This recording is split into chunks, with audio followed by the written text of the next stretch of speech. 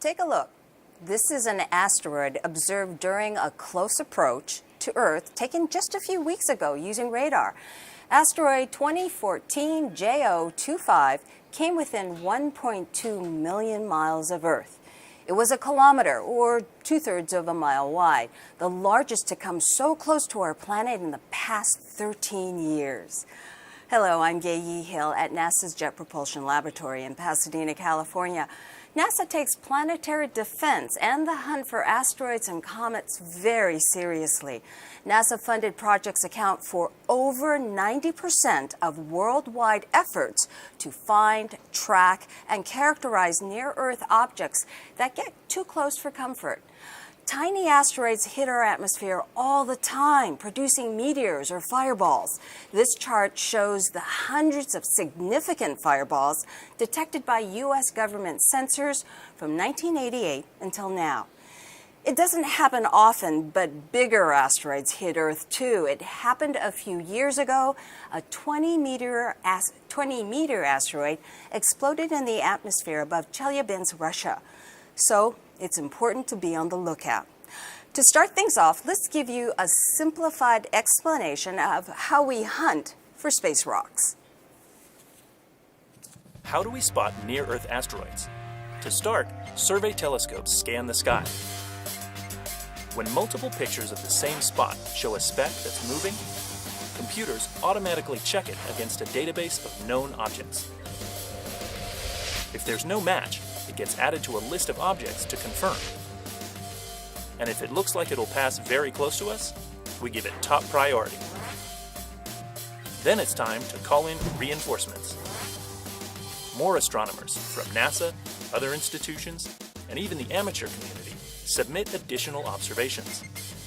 Each new data point helps refine the projected path, and this asteroid is going to fly right on by. All the info will be posted online, so it can continue to be tracked and monitored. Nice work, Planetary Defense Team. Keep watching the skies.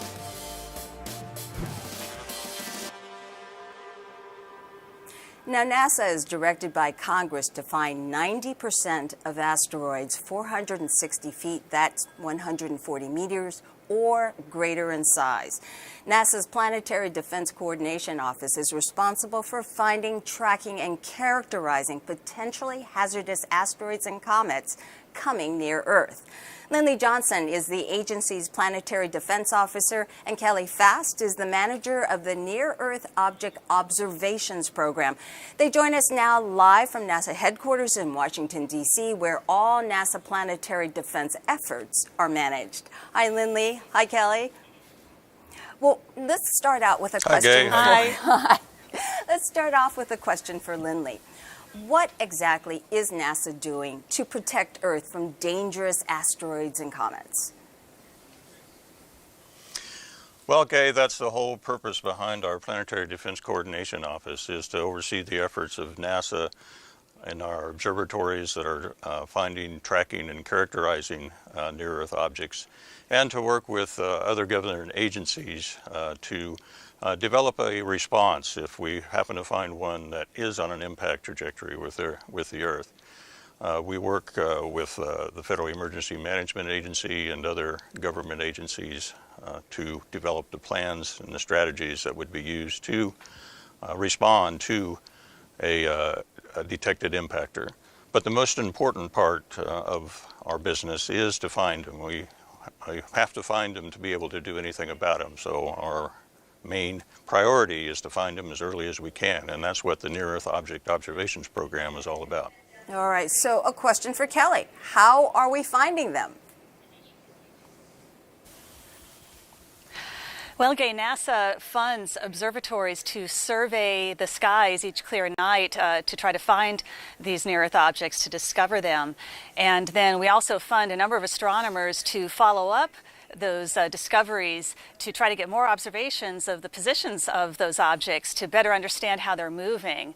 Now, all of those observations from the people we fund and anybody observing around the world go to the Minor Planet Center, where they catalog and keep all those observations, but also they do a calculation of the orbit based on how those objects are moving to try to figure out where it's going to be in the future, and if there is a near-term impact risk to Earth, they will let NASA know about it. Now also JPL's Center for Near-Earth Object Studies, they also take those positions, those observations, and they do precision orbit calculation, looking at where those asteroids will be in the near term, but also into the future, decades into the future, because if there was something that posed an impact risk, you'd want to know about it well ahead of time so that you could plan your response to it. And Kelly, are we alone in this whole process? Are other countries involved at all?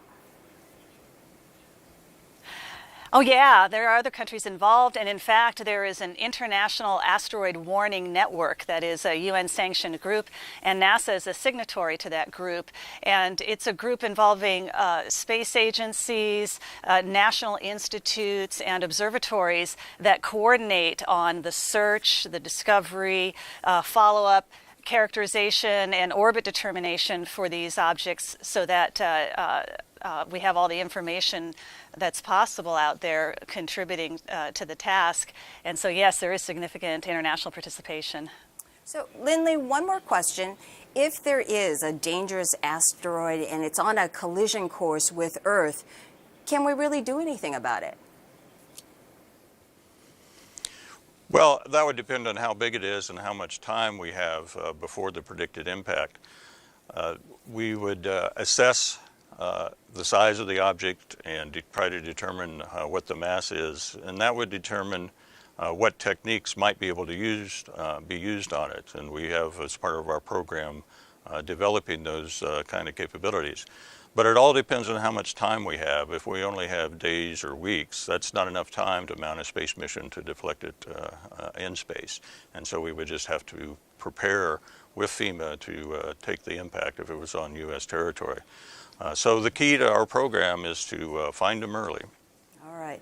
So we have just a few more minutes, and I'd like to take some time for a couple of social media questions.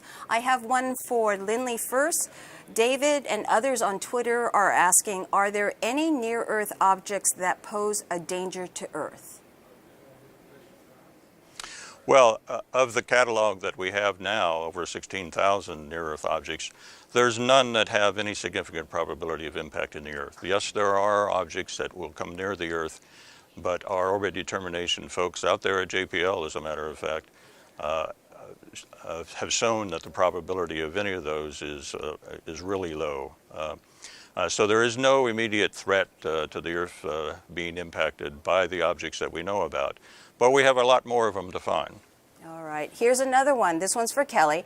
Lisa on Twitter wants to know, if there was an asteroid headed for Earth, would we be told or would NASA keep it quiet? And Khalid asks, would you tweet it? Oh, absolutely.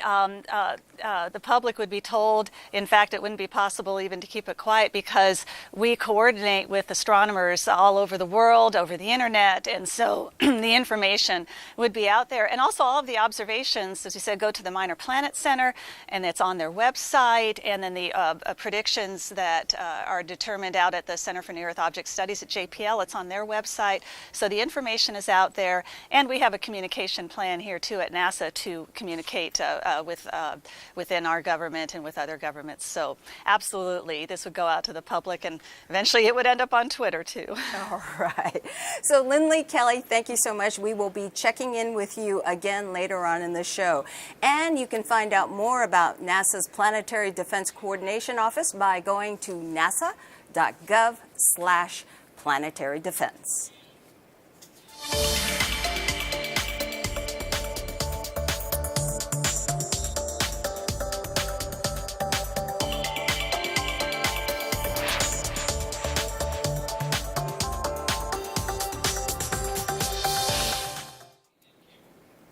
As you heard earlier, NASA has to be on a constant lookout for potentially hazardous space rocks. The goal is to discover them early enough to be able to do something about them. On average, NASA-sponsored projects spot about 5 near-Earth objects a night and fine-tune the orbits of many more. NASA has adapted the NEOWISE Space Telescope to survey the skies, but the real workhorses are unique ground telescopes at the Catalina Sky Survey on Mount Lemmon, Arizona, and the Panoramic Survey Telescope and Rapid Response System. It's called Pan-STARRS, located on Haleakala, Hawaii.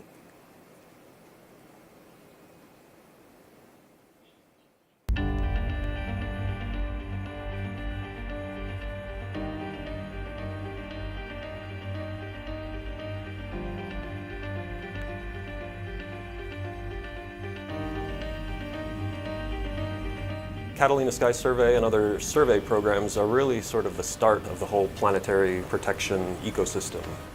It starts with discovery, goes on to follow-up and characterization, impact risk analysis, mitigation studies, but you can't follow up and you can't characterize and you can't calculate the impact risk of something you don't discover.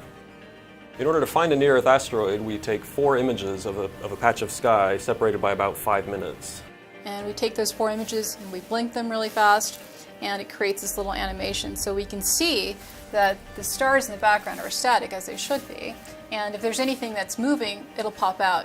And our software compares those images and identifies things that are not moving, which are stars, and removes those, identifies things that are transient from frame to frame, and tries to link those up.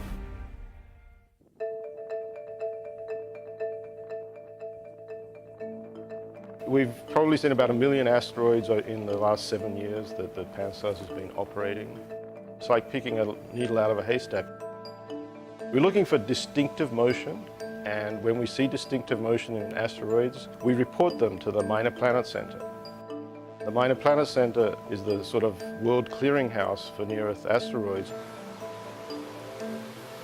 The Center for NEO Studies takes the observations from the Minor Planet Center and computes the high precision orbits that we use to make predictions.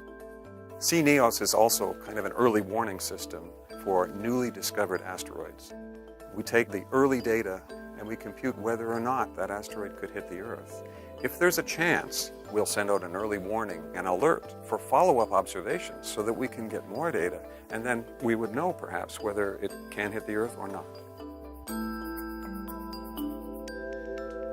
Asteroid impacts are a fact of life. The Earth has been impacted by asteroids continually through its history. We saw in 2013 in Russia a fairly small, by the standards of what we're finding, asteroid did hit the Earth. I feel a little bit like a guardian of the planet and doing my bit to try to protect people. It is a long-term process. It's going to take many, many years to find all of the dangerous asteroids. The goal is to find near-Earth asteroids before they find us.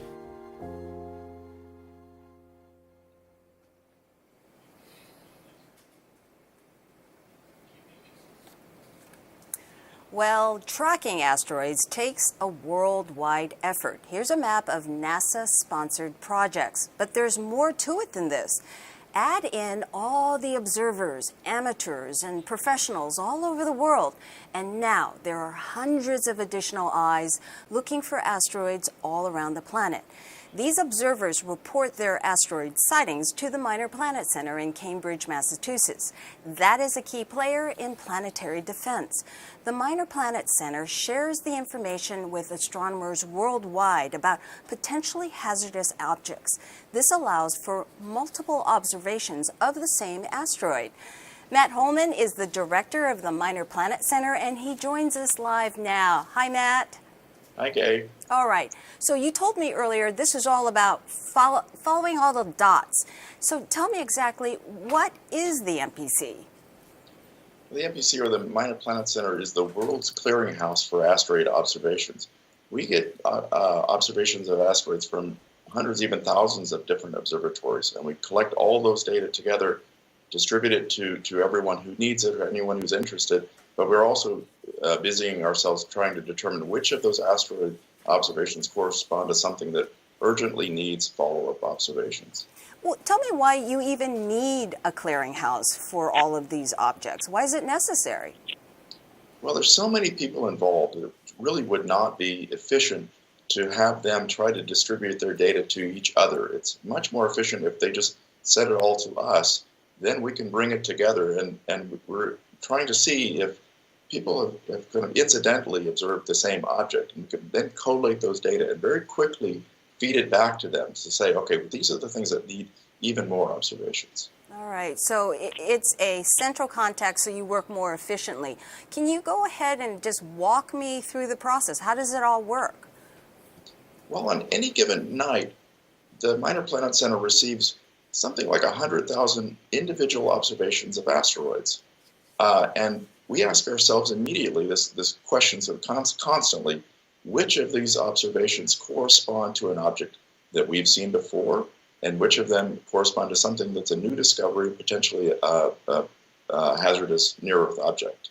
Believe it or not, 90% of the time, we know what those objects are. We've seen them before, and we have very precisely determined orbits. We can take those 90% and set them aside and focus our attention on the remaining 10% to try to determine if those are potentially hazardous near-Earth objects or garden variety main belt asteroids. So how do you tell the difference between the main belt asteroids, which are far, far away, and the ones that are actually kind of close? Well, as Richard Wainscoat kind of suggested, we use the pattern of motion on the sky. Let me give you an analogy. So imagine you're in a car and you're driving along the road, and you look out the window, and you look at the fence posts. Those fence posts will appear to be moving very, very quickly. If you look at the trees behind the fence posts, they'll appear to be moving less quickly. And if you look at the mountains way in the background, they won't appear to be moving at all. In fact, none of those things are moving. It's the car that's moving. And the apparent rate of motion is a proxy for distance. The things that are close to you appear to be moving more quickly. And that's really what's going on with asteroids too. It's something we call parallax. So the set of dots that are really moving quickly along the sky, those are very likely to be things that are pretty close to the Earth, and that's what we concentrate on. So if you find something that needs a little bit more double checking, how do you tell your observers? Well, we have something called the NEO confirmation page. It's a website that the Minor Planet Center is constantly updating, and so that's where we maintain a prioritized list of objects that need additional observations. All right. Well, we have a little bit of time left, and I have a social media question for you. This one is from Mr. Marmite, and he asks, what's the largest asteroid you've found so far? Well, the largest asteroids are really in a category of dwarf planets. Those are, Ceres and Vesta. Those are things that have been found really, they were 1801, and they're even earlier archival observations. So those are hundreds of kilometers diameter. All right. Well, we learned a lot, Matt. Thank you so much for joining us. My pleasure. All right. And if you would like to learn more, you can check out the Minor Planet Center. It is the website, that is. It is minorplanetcenter.net.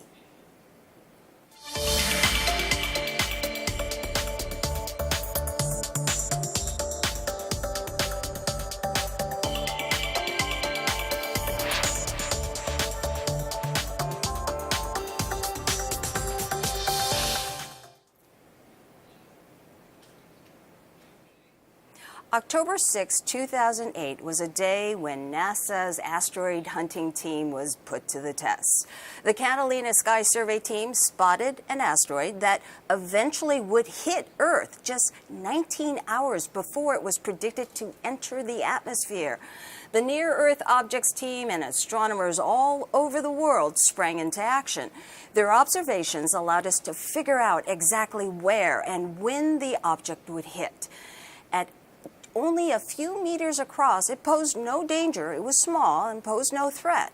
On October 7, 2008, with officials alerted, asteroid TC3 plunged through our atmosphere and exploded 23 miles above the remote desert in the Sudan. Hundreds of meteorites were later recovered. Now, this was the first time an asteroid was spotted and its location calculated prior to hitting Earth's atmosphere. The system worked. NASA's Center for Near-Earth Object Studies here at the Jet Propulsion Laboratory played a big role. The center computes high-precision objects of near-Earth objects It predicts the future path and assesses whether or not they'll actually impact the Earth. Paul Chodas is the manager of CNEOS. What was that day like for TC3? That was an exciting day, believe me, and it was all compressed into a single day because it was discovered.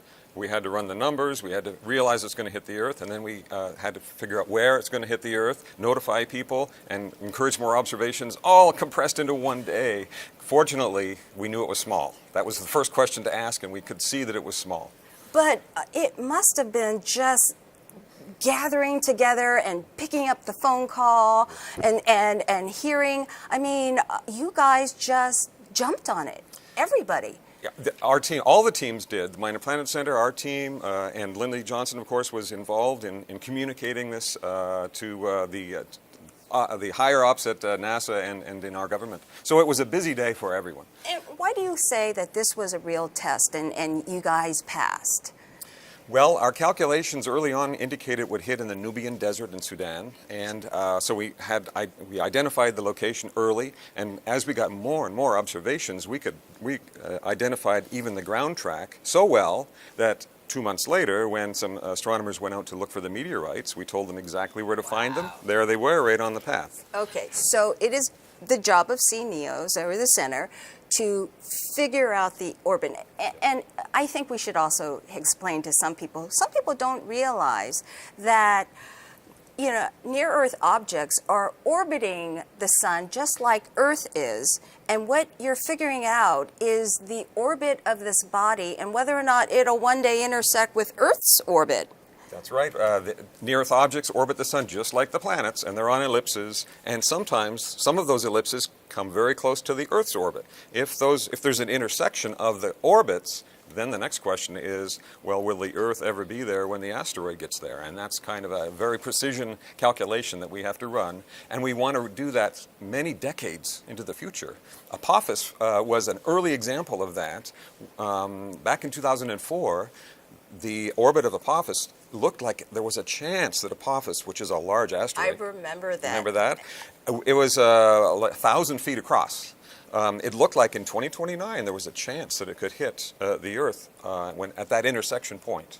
And we were worried the impact probability kept getting a little higher and a little higher as we took more and more observations. So let's take Apophis as an example. Very early on, I remember hearing the reports, it looks like there's a 4% chance that it could hit.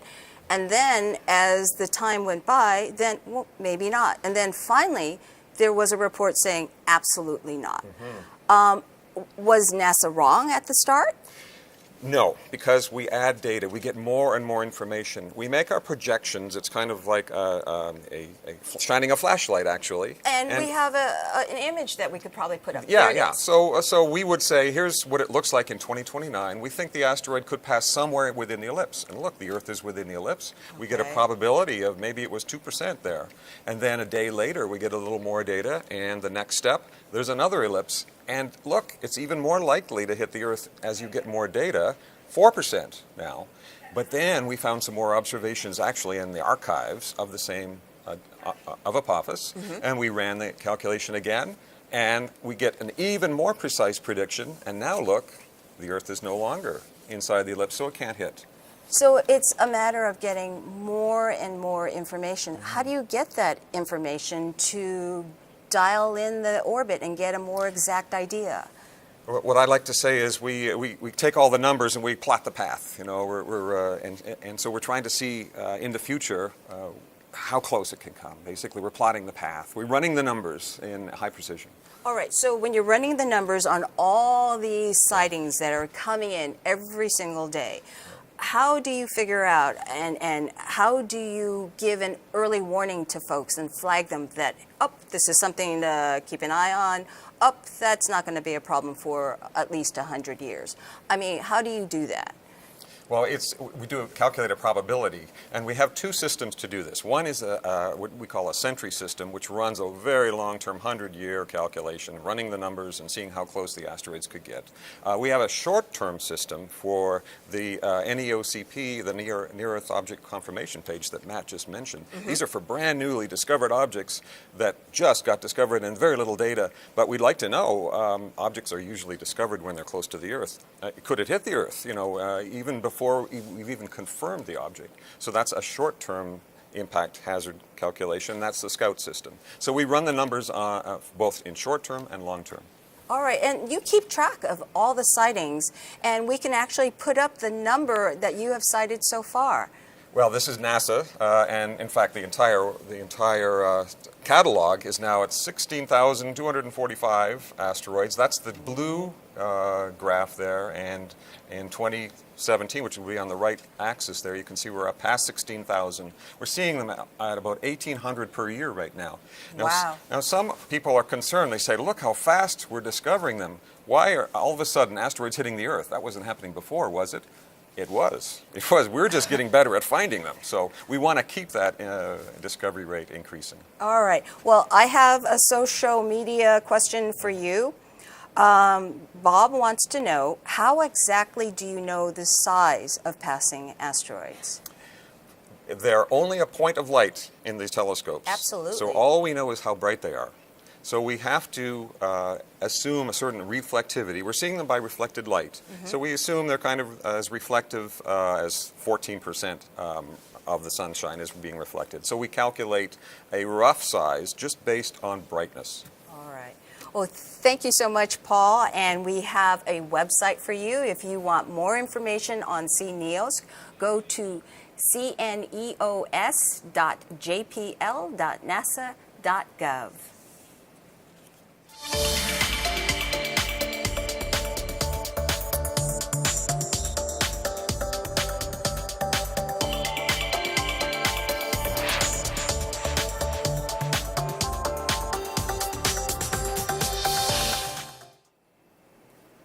NASA relies on trusted astronomers to do follow-up observations to confirm if a near-Earth object is really there and to help us refine the orbit. One follow-up observer is Robert Holmes. Bob started as a volunteer observer, but he's so good, NASA now pays him to hunt asteroids full-time. He's one of the world's most prolific observers. How does he do it? We went to his home in Illinois farm country to find out.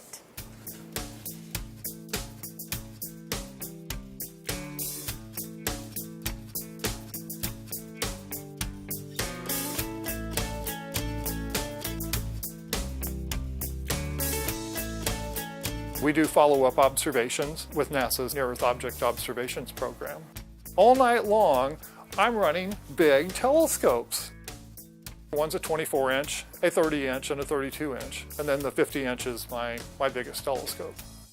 Having 4 telescopes allows me really to do 4 times as much work as the typical observatory that just has 1 telescope. So it is a huge advantage. I work on a nightly basis, and I use these telescopes to look at asteroids. We do follow-up observations for the discoveries that are made by the large sky surveys. By looking at these asteroids and measuring these asteroids, we can determine what their possibilities of actually hitting the Earth in the future are going to be. NASA provides coordinates of specific objects that they need observations on. I'm going to punch in the coordinates here. And I'm doing this remotely from inside a control room, not at the telescope. And so we look these objects up and then use those coordinates to look at a tiny piece of the sky that this object happens to be in. And then we follow those objects and define and refine orbits for those objects and reduce the uncertainty of where it's going to go in the near future. I started off as a volunteer in 2006. It's just blossomed into a full-time opportunity to work for NASA under their grant program, where I'm now doing this every single clear night. Now we're starting the observing run for 2017 KK3. You don't build a telescope that's this big without being passionate about what you do. I'm really driven to be a part of a program that's important and has importance to the future. And we're not talking about next year or the year after. We're talking about asteroids that could potentially hit the Earth 100 years from now. And the work we do today may make a difference 100 years from now.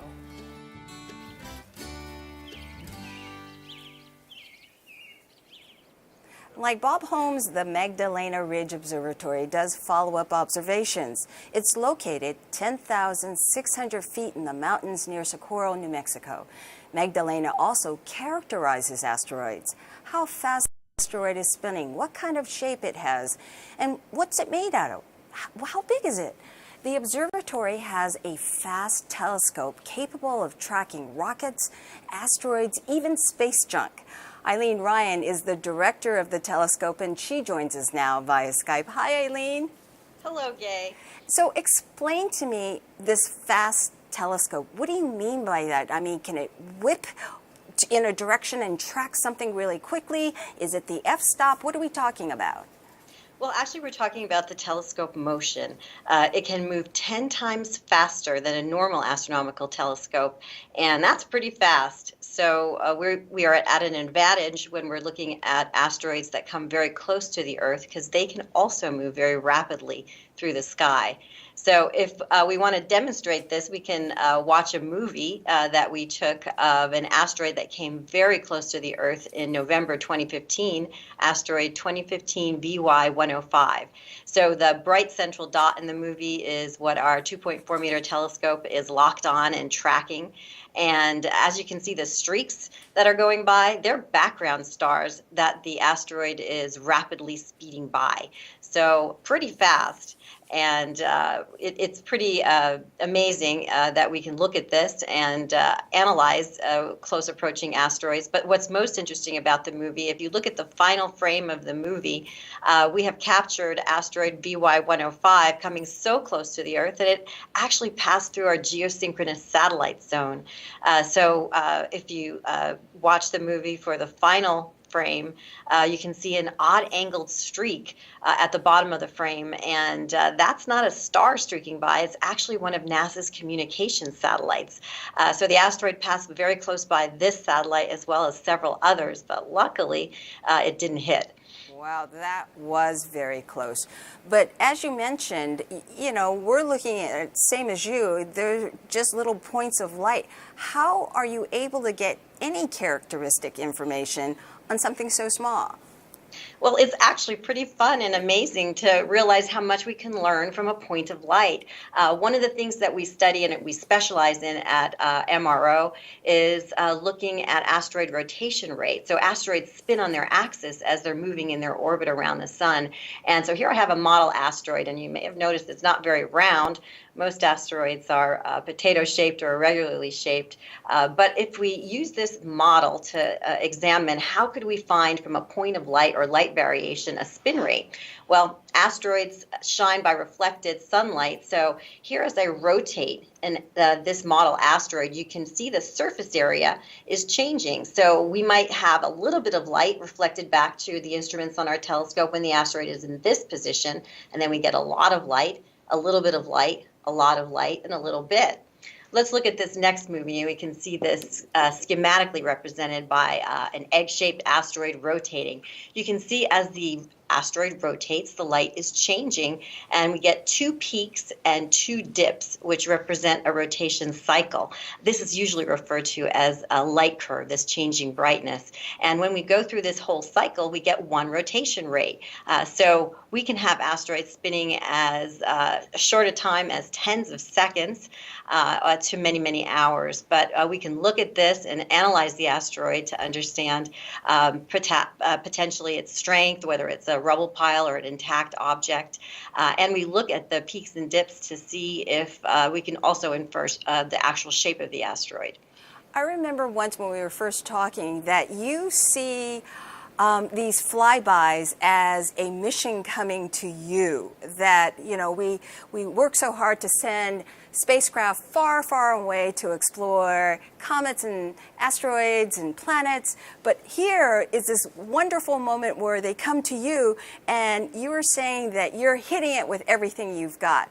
And so you That's have right. many instruments. What else do you find as this thing is just swinging by you? What more information can you gather? Well, we can also do, in addition to spin rates, we want to get at everything, as you said, while we have it in our sights. So we can look at an asteroid and also determine its composition. One advantage we have at MRO is that we can mount multiple instruments at the same time on our telescope. So we can easily switch from a light-changing instrument to something called a spectrometer, which will separate the light into different wavelengths, and we can then analyze and get a fingerprint of the particular composition of an asteroid. So asteroids can be metal, rock, or combinations of the two. And as Paul Chodas mentioned earlier in the broadcast, when we know overall reflectivity based on the composition, we can get an estimate of size, which is very important. And specifically, different types of asteroids, different compositions, would require different approaches for deflection if we ever found a hazardous one that we needed to do something about while it was still in space. So a very vital information characterization and an important practical role it can play. So getting as much information as you can so you know what you're dealing with.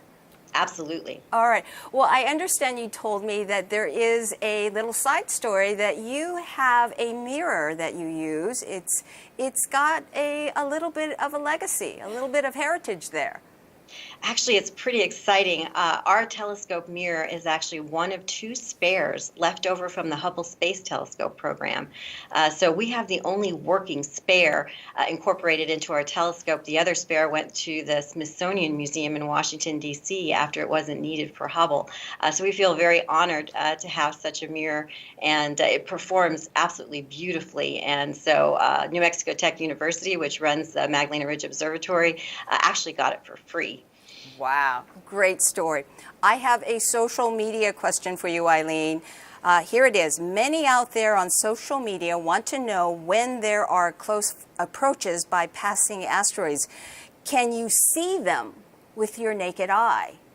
Sometimes you can. It depends on how bright they are. Most of the time, though, we need even just a small backyard telescope. Naturally, if you went outside and you looked in the night sky, you might see things of a visual magnitude of 5 or 6. Even asteroids that come very close to the Earth, we might have them being as bright as 10 or 12 on our brightness scale. So you can see them through sometimes your backyard telescope. Sometimes they're very faint still, and we need big telescopes like our 2.4-meter telescope to actually study them. All right, Eileen, always a pleasure to talk to you. Thank you so much for helping us out today. Thanks, Gay. All right.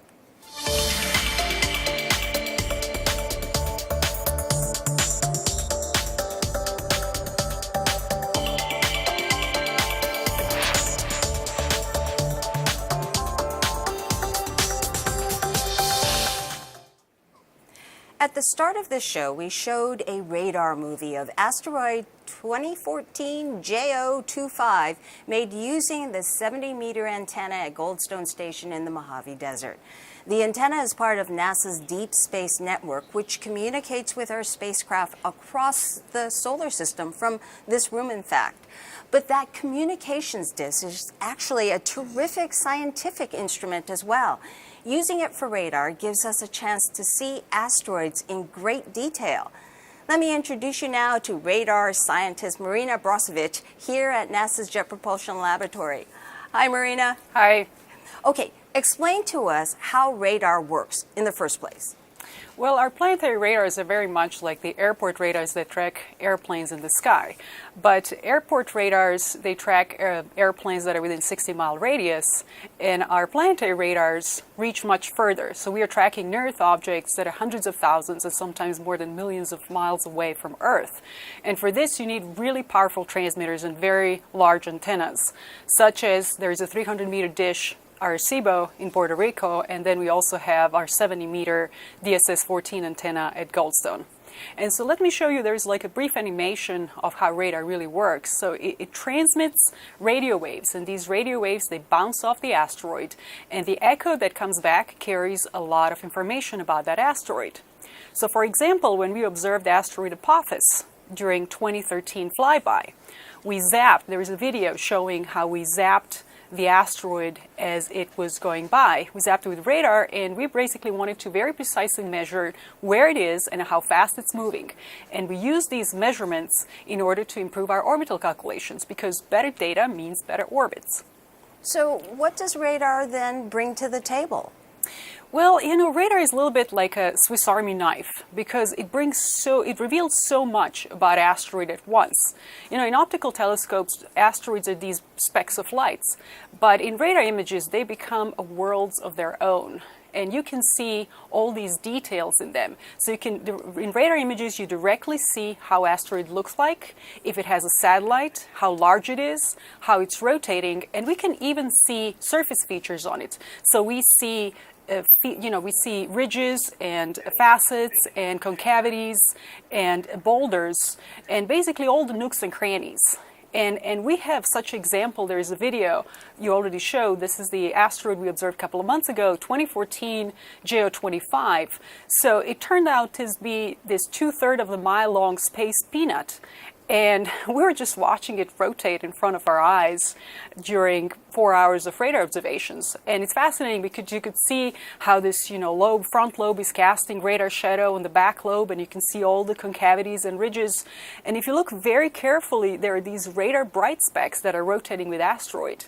And we believe these are meter-sized surface boulders. And all this is visible while the asteroid was 1.8 million miles away from Earth.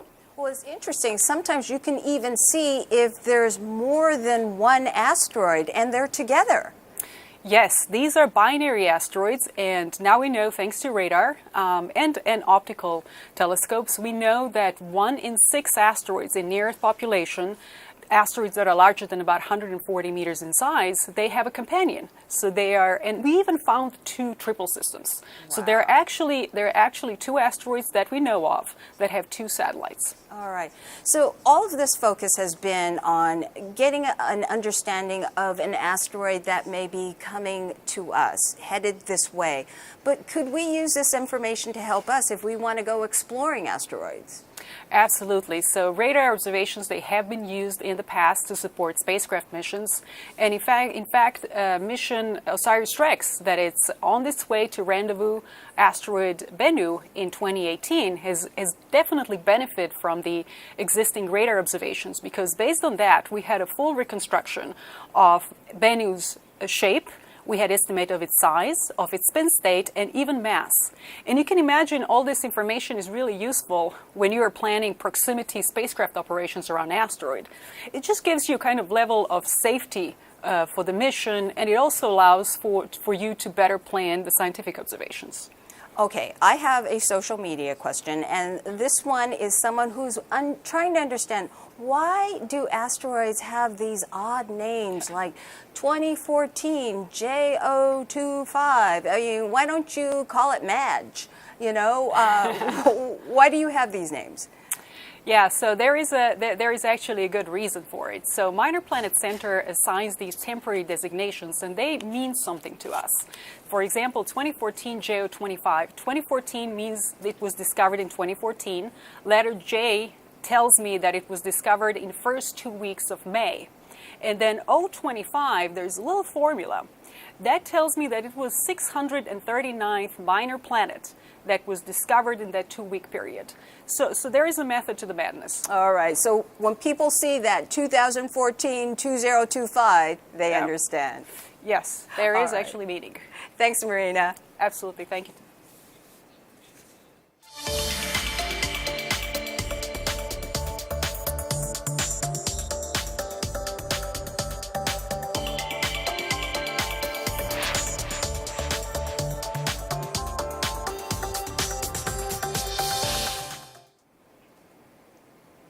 All right, we mentioned NASA's NEOWISE space telescope earlier. NEOWISE is a space telescope. Now, it was originally designed to image the sky in the infrared spectrum. That is the spectrum that detects heat. Now, originally, this was the WISE telescope, and it was sent to survey the skies. Then it completed its job and it was mothballed, and then it was realized that maybe it was very good at detecting asteroids. So then it was taken out of mothballs and became the NEOWISE mission, in which it allowed us to actually search for asteroids. It's focused now to characterizing and finding near-Earth asteroids. It turns out that infrared is just a great tool for hunting space rocks, especially the dark ones that are difficult for the ground telescopes to spot.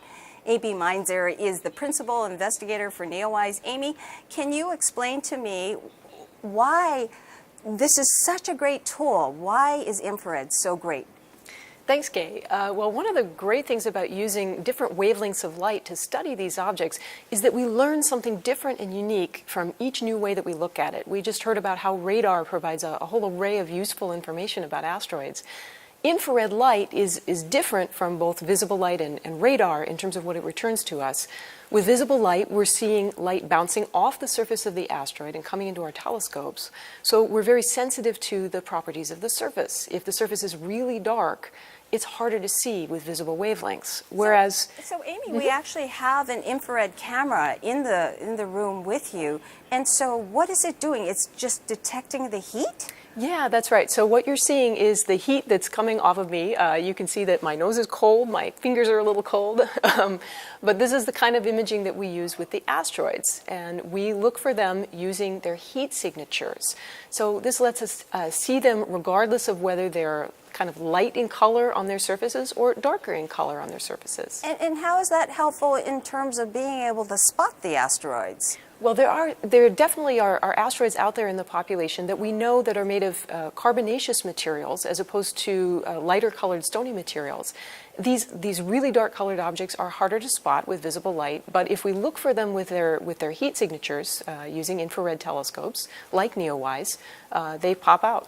All right. So tell me more about NEOWISE. I tried to relay this story about that it wasn't originally sent out there to look for asteroids. That's right. The original mission is the Wide Field Infrared Survey Explorer mission. The principal investigator is Dr. Ned Wright of UCLA.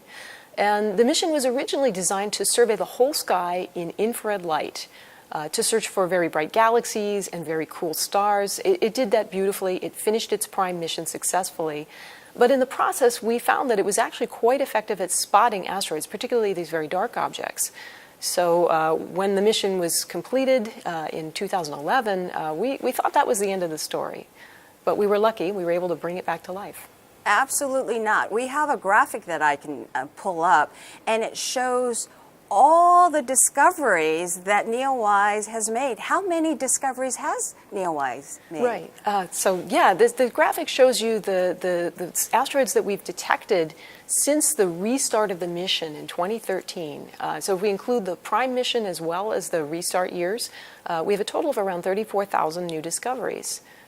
34,000. All right, so we obviously have shown that this technology works. So what do we see ahead as future technology, kind of maximizing on what we've learned? Right. Well, one of the great things about having gotten to use this spacecraft for a new purpose, which is to search for asteroids and comets, is that we've learned a great deal about how to do this work using a space-based telescope, an infrared telescope, for discovery in large numbers. Now, the thing is, NEOWISE was never originally designed for this purpose, and all good things are going to come to an end. Eventually, the mission is going to end. It was not designed to last this long, and it really wasn't designed from the get-go for searching for asteroids. However, we've been looking at new ways to search for asteroids using a space telescope that is designed for this purpose, and we call that the Near-Earth Object Camera, or NEOCAM. All right, and there is a picture of it. Right, yeah. So it's basically designed to go out and spend all of its time searching for asteroids and comets that could potentially get close to the Earth. And the main difference from NEOWISE is that it's going to have a longer lifetime. It can search a much wider area of the sky. And it has modern next-generation detectors. So basically, these are the camera chips that are capable of sensing the asteroids at the wavelengths where they're really bright, which is infrared. Perfect. Well, I have a social media question, and we have gotten several about how things are named. And I understand that you have been involved in naming asteroids in the past after women who were very strong. You know, one of the great privileges of discovering asteroids is that we do get to name them. The discoverer the IAU allows us to propose names and submit them. And if they approve them, then that's the name of the object. There's some just really fantastic people out there who I think deserve asteroid names. Give us some examples. Well, Malala was one. And actually, one of my colleagues, Dr. Carrie Nugent over at Caltech, and I were talking about her, and we're just like, man, she's amazing. She needs an asteroid. Well, yes, that is a great perk. Thank you so much, Amy. Thank you, Gay.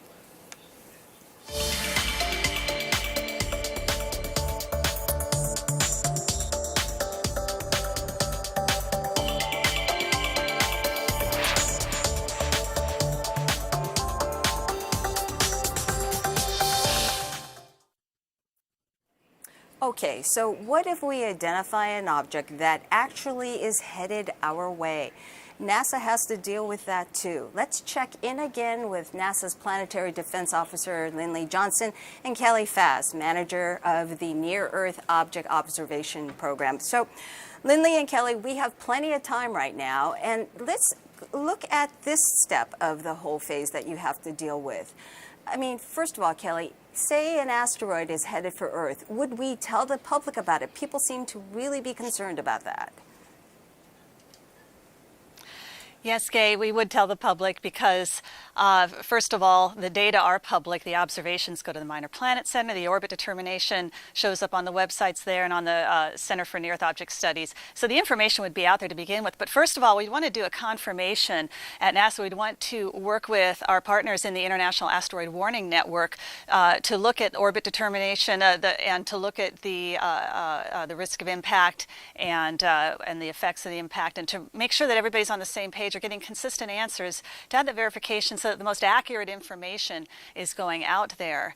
And then also at NASA, there is a notification procedure in place where there would be a notification that would go up through the NASA administrator to the White House and on to other U.S. agencies, on to Congress, and also ultimately to other countries. And so, yes, it would become very public very quickly. And so we would just want to make sure that happens in the right and accurate way.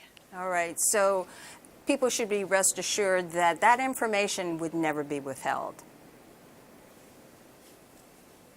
Right, that's correct. Right. It really wouldn't, because again, it's the information is on websites, and people with the right telescopes. I mean, the skies are open, so they could look themselves. All right. So the next question goes to Lindley. What happens next if you do see something that appears to be going to be able to impact the Earth? Well, Gay, that all depends on how big it is. You've already shown us the example of 2008 TC3, a very small object that we knew that the Earth's atmosphere would protect us from it, so we weren't too worried about it. We just wanted to determine where it was going to impact, at what time, so we could go out and collect all the meteorites, as you saw, because that's a very valuable resource for the scientists to learn more about asteroids. So it's kind of a free sample return, so to speak. But if it's a larger object, say a few tens of meters in size, that's where we have to get the other federal agencies involved and their counterparts around the world to, first of all, determine where on the Earth it's going to impact so that we can alert them.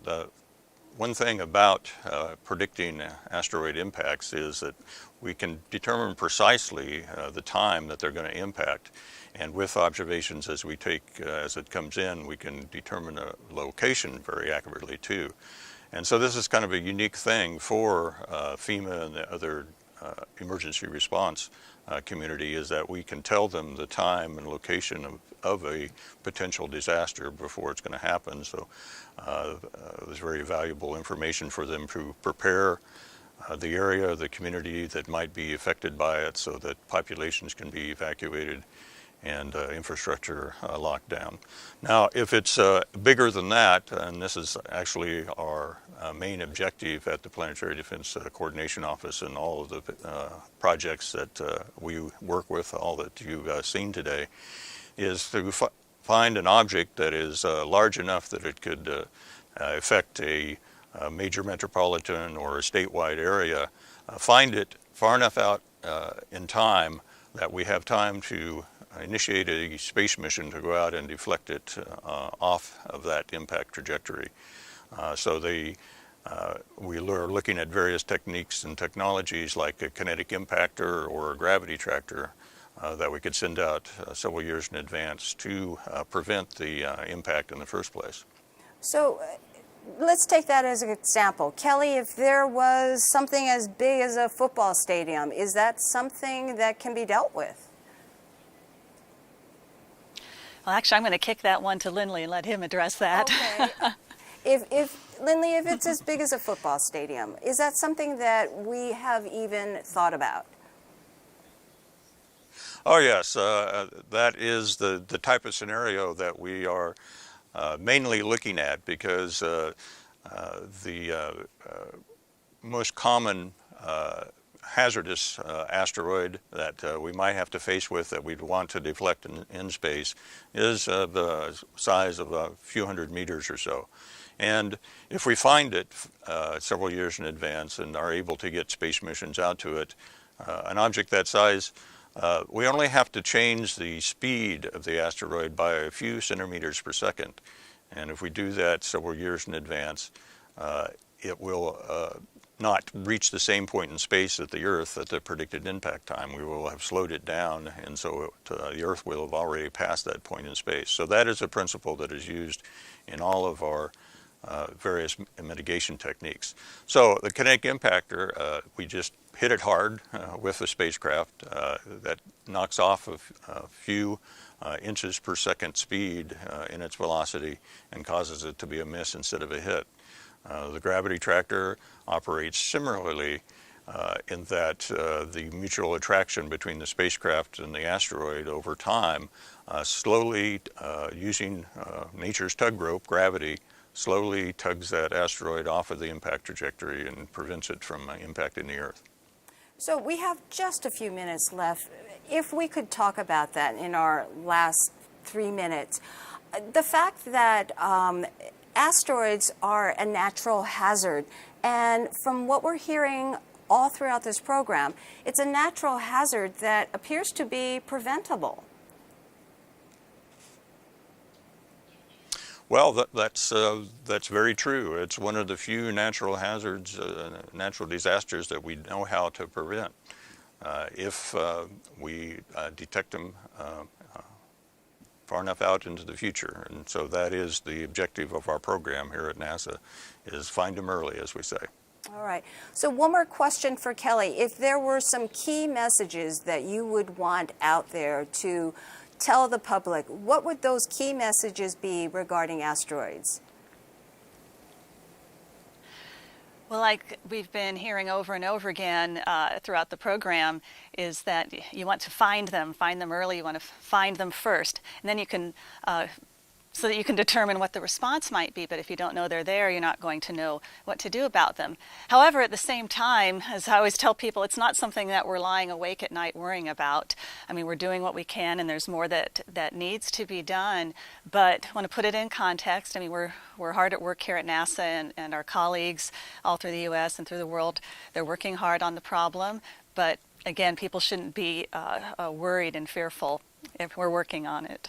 And that's what I seem to be hearing, that it's possible to take a proactive sort of stance in all of this, that we do know that asteroids are out there, we do know that they could pose a real hazard, but what I'm hearing here is this is sort of a proactive approach, that if they're out there, let's find them and then let's see what we're dealing with.